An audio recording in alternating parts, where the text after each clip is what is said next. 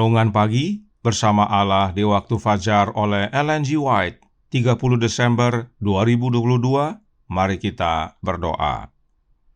Bapa kami yang di sorga, Allah pencipta langit dan bumi, laut dan segala isinya, Allah yang maha besar, maha kuasa, sumber segalanya, yang kami sembah selalu melalui anak-Mu yang tunggal, Yesus Kristus.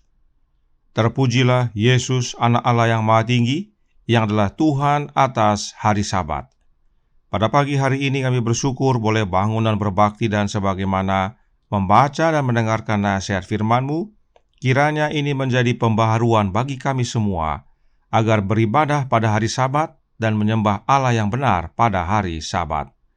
Beserta kami sepanjang perbaktian ini, kehendak-Mu yang jadi. Ampun kami akan dosa dan salah, karena kami berdoa hanya dalam nama anak Allah yang tunggal, Yesus Kristus, yang adalah Tuhan dan Juru Selamat kami. Amin. Renungan hari ini akan dibacakan oleh Saudara Ben Silitonga. Kepada Saudara Ben, kami persilahkan. Terima kasih, selamat pagi.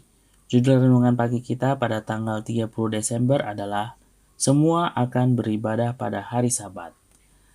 Ayatnya terdapat dalam Yesaya 66 ayat 23. Bulan berganti bulan dan Sabat berganti Sabat, maka seluruh umat manusia akan datang untuk sujud menyembah di hadapanku, firman Tuhan.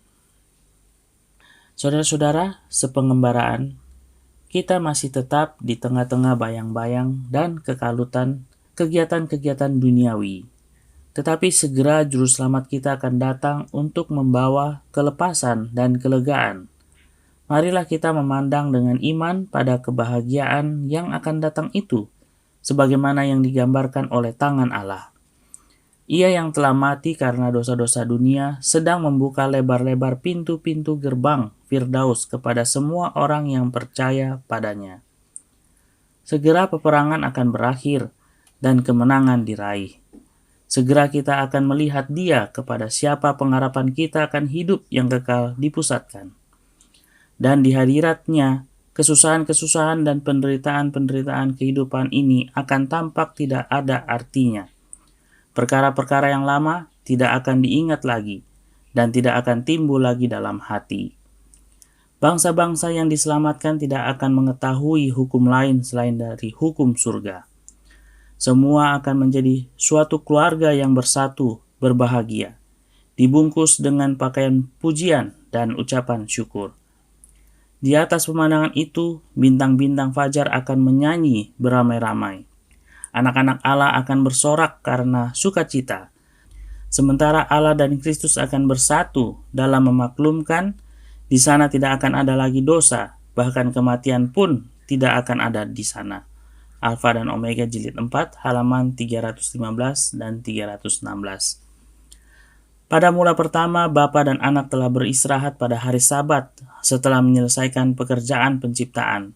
Bila akan ada suatu waktu pemulihan segala sesuatu, seperti yang difirmankan Allah dengan perantara nabi-nabinya yang kudus di zaman dahulu, penciptaan Sabat, yakni hari ketika Yesus beristirahat di kubur Yusuf, akan senantiasa menjadi hari perhentian dan kesukaan. Surga dan bumi akan bersatu dalam puji-pujian. Sebagaimana Sabat berganti kepada Sabat, bangsa-bangsa yang diselamatkan akan tunduk menyembah Allah dan Anak Domba dengan kegirangan. Alfa dan Omega jilid 4 halaman 419 dan 420. Terima kasih, Tuhan Yesus memberkati. Terima kasih atas penata layanan Saudara Ben. Tuhan Yesus memberkati. Selamat pagi saudaraku dalam Tuhan. Renungan hari ini adalah suatu kebenaran yang wajib dan harus dipahami oleh umat-umat Allah, khususnya umat-umat Gereja Masehi Advent hari ke-7, yaitu bahwa hari ibadah sangat berhubungan erat dengan siapa yang disembah. Nah, siapakah yang menciptakan hari Sabat? The Desire of Ages halaman 288 paragraf 2 berkata, sebab Sabat itu diadakan karena manusia, itu adalah hari Tuhan, itu adalah milik Kristus. Karena Dialah yang menjadikan segala sesuatu, Ia telah menjadikan hari Sabat. Jelas sekali, Yesuslah yang menciptakan hari Sabat.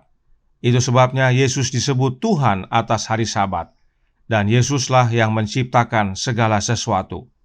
Paulus berkata dalam Kolose 1 ayat 16, "Karena di dalam Dialah telah diciptakan segala sesuatu yang ada di sorga dan yang ada di bumi, yang kelihatan dan yang tidak kelihatan, baik singgasana maupun kerajaan, baik pemerintah maupun penguasa, segala sesuatu diciptakan oleh Dia dan untuk Dia."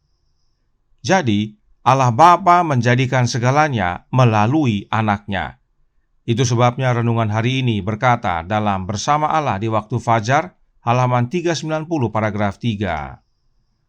Pada mula pertama, Bapa dan Anak telah beristirahat pada hari Sabat setelah menyelesaikan pekerjaan penciptaan. Kenapa hanya Bapa dan Anak-Nya saja yang beristirahat setelah pekerjaan penciptaan? Karena hanya Bapa dan Anak-Nya yang menciptakan segala sesuatu termasuk hari Sabat. Kemudian Roh Nubuat juga berkata dalam Manuskrip Releases volume 3 halaman 425 paragraf 3 berbunyi, "Adalah dalam rencana Allah bahwa pekerjaan yang dilakukan Kristus harus diselesaikan pada hari Jumat, dan bahwa pada hari Sabat Dia harus beristirahat dalam kubur, bahkan seperti Bapa dan Anak beristirahat setelah menyelesaikan pekerjaan kreatif mereka. Jam yang sepertinya kekalahan Kristus adalah saat kemenangannya." Yesus yang menjadikan hari Sabat harus mati demi penebusan umat manusia, dan Dia beristirahat dalam kubur pada hari Sabat. Dalam matinya, Yesus tidak melanggar kekudusan hari yang Dia sendiri jadikan. Dan dari kutipan ini jelas bahwa Sabat yang Alkitabiah adalah hari Sabtu, hari ke-7. Sabat inilah yang Yesus ciptakan. Dan pada hari Sabat hari ke-7, Allah Bapa dan Anak-Nya beristirahat setelah menyelesaikan pekerjaan penciptaan dunia ini. Jadi, Yesus yang ciptakan hari Sabat, dan pada hari Sabat Bapa dan Anak-Nya beristirahat. Sekarang, siapa yang kita sembah pada hari Sabat?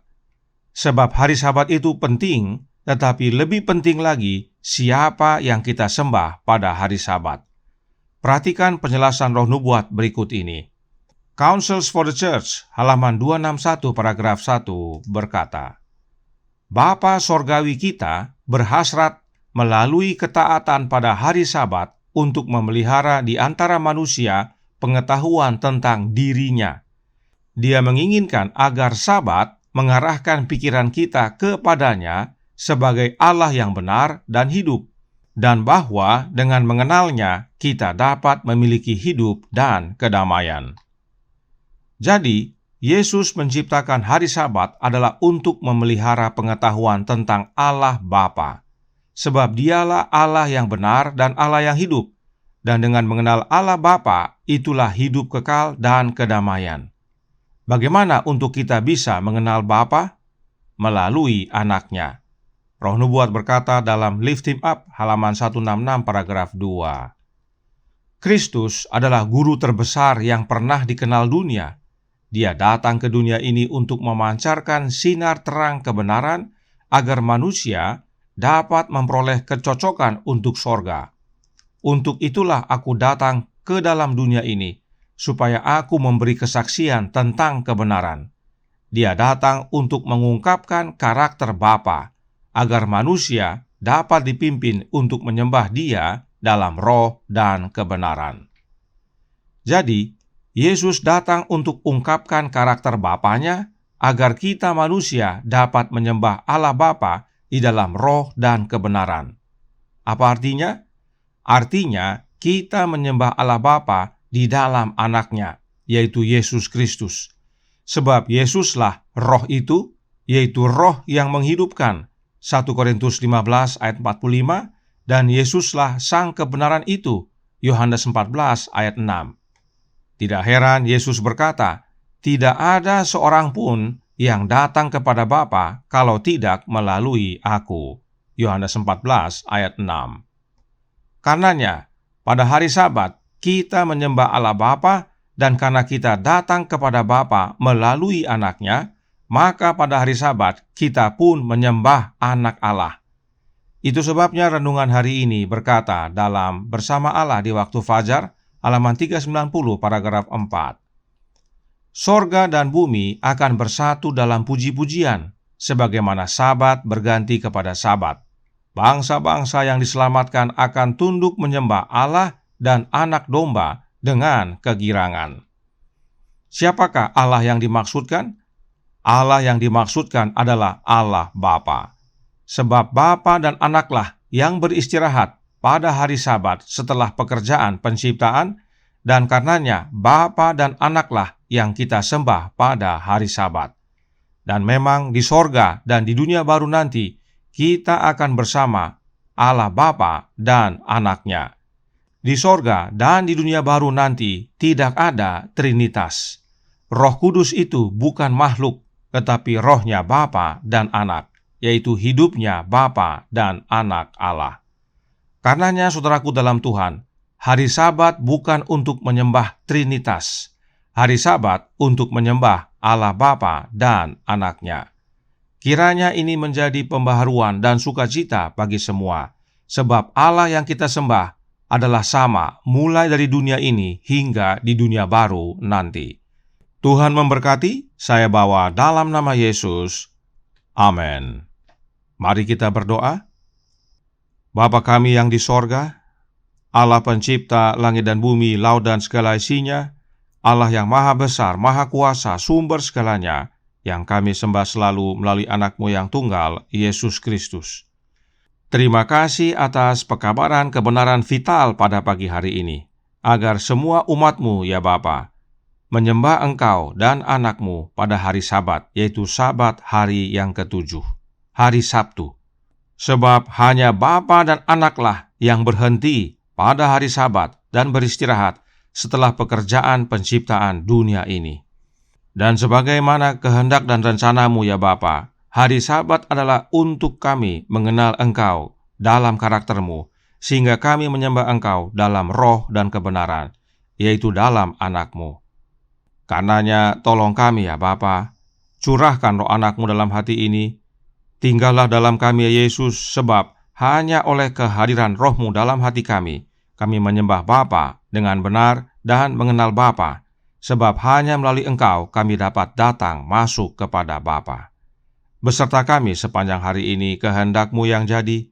Ampun kami akan dosa dan salah, karena kami berdoa hanya dalam nama Anak Allah yang tunggal, Yesus Kristus, yang adalah Tuhan dan Juru Selamat kami. Amin.